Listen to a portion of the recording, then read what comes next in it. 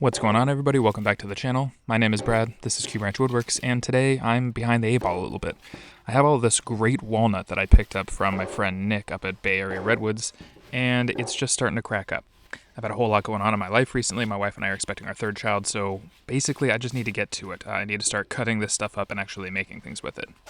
All I've done here is cut off the ends to remove some of the checking, basically pare it back until I think it looks like a solid piece of wood, and then we'll do some standard prep. And I think today's project is going to be a vase. Now all I'm doing here is trying to find centers on both sides. This, of course, to make sure that I get the maximum yield out of this piece of wood. And here I'm just sort of putting some divots in each side so that my drive center and my live center have somewhere to locate. Of course, when I actually set the drive center, I use a real hammer.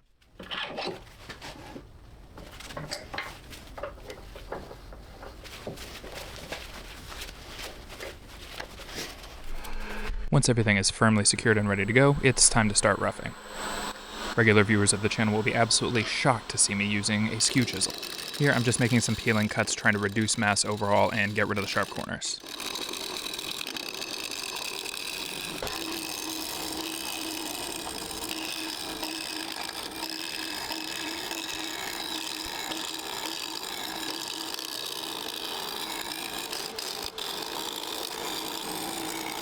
Now normally this is where I would come in with some hot tips and some great user feedback, but really I'm just happy that I didn't get any major catches here. I will say that the skew feels much more manageable on super green wood. This walnut is sitting somewhere between 20 and 25%, so still fairly wet. As you can see here, we're nice and round, and there's a ton of grain and color variation in this piece, so at this point I was very excited for what I was going to get. Here, I'm just going to start setting up a tenon to make sure that we can get this thing into a chuck as soon as possible. Now, because this piece is still wet and pretty heavy, I'm going to go ahead and bring up my live center just for a little bit of added peace of mind.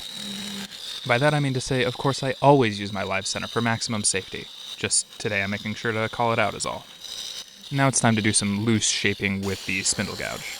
I have a general idea of what I want to do here. I know that I want it to be a little bit top heavy and then taper down towards the bottom, but I figure I'll sort of know the shape when I see it. The most important decision that I make in turning a vase or a hollow form like this is where the shoulder will go, where this thing will actually stop curving downwards and start curving inwards again. Now, I still don't have a great sense for where exactly this should go just by feel, and I don't have a set of golden mean dividers either, so the rule that I sort of go by is just 2/3, 1/3. I want 2/3 to be on the bottom and 1/3 of the piece to be on the top. And once I have the shape fairly well defined, I just do a little bit of shear scraping to try to clean things up a little bit. I also have a plan for the outside, so I'm not going to worry about sanding too much at this juncture. Now here I'm just trying to set up a rim of some kind for the opening. In general, I don't like a vase or a hollow form where the opening just sort of appears out of the edge of the curve. I like something that defines the opening, makes it look a little bit more intentional.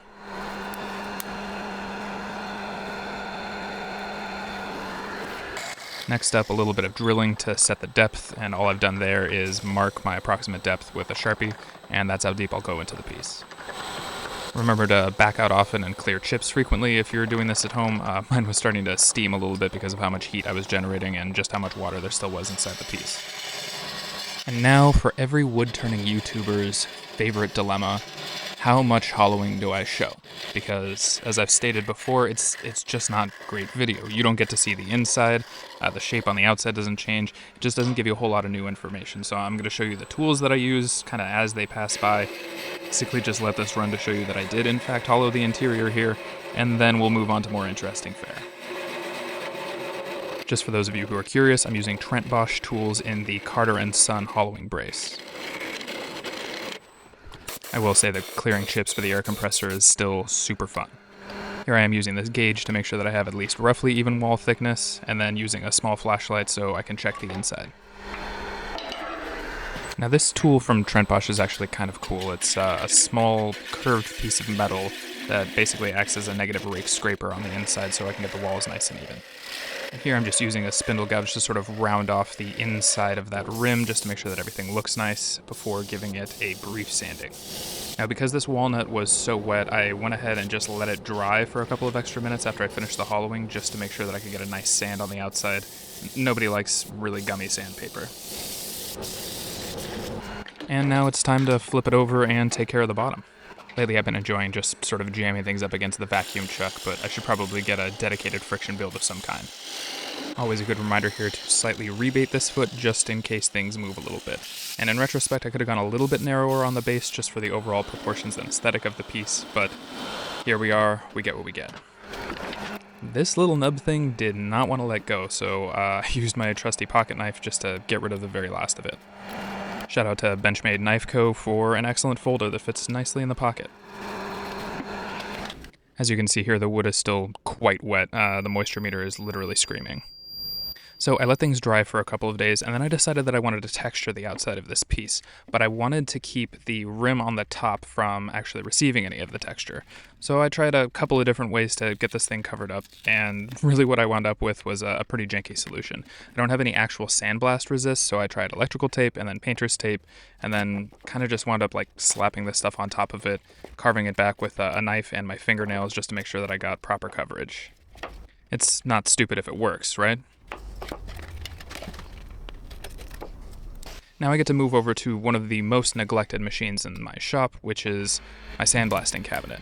And I had been using this sort of silicon carbide, or maybe it was aluminum oxide, I don't know, some kind of terrible blasting media that would get embedded in the surface of the wood.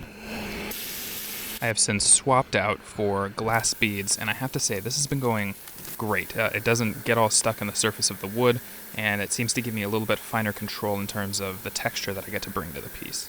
So here I am just using the light from the sandblasting cabinet to sort of check my progress as I go, make sure that it's nice and even all the way around, and then I'm just trying to go a little bit deeper here. I want there to be like a visible, tangible texture to this piece. It's kind of funny to spend this long really trying to figure out how to get wood smooth, and then figuring out that what I actually like was the feeling of wood in the first place, and trying to go back to something that actually still has the feel of the grain to it.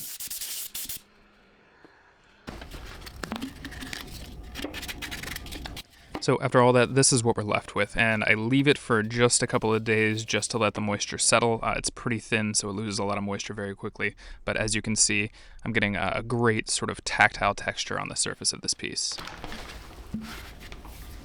Now for some finishing, thank you as always to Walrus Oil for providing the finish for these videos. As you can see, what I'm going to be using here is their Pure Tongue Oil.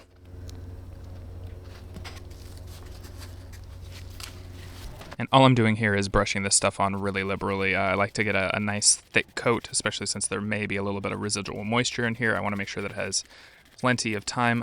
Tongue oil doesn't cure very fast, so you're not really working against the clock. Like, you can leave this stuff on for 12 or 24 hours, or maybe even a little bit longer depending on your shop temperature.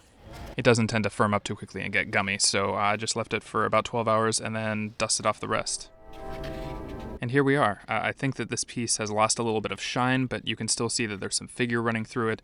We have that nice bark inclusion, and I think that with this texture, it just kind of begs to be picked up, you know, instead of just begging to be sat on a shelf somewhere.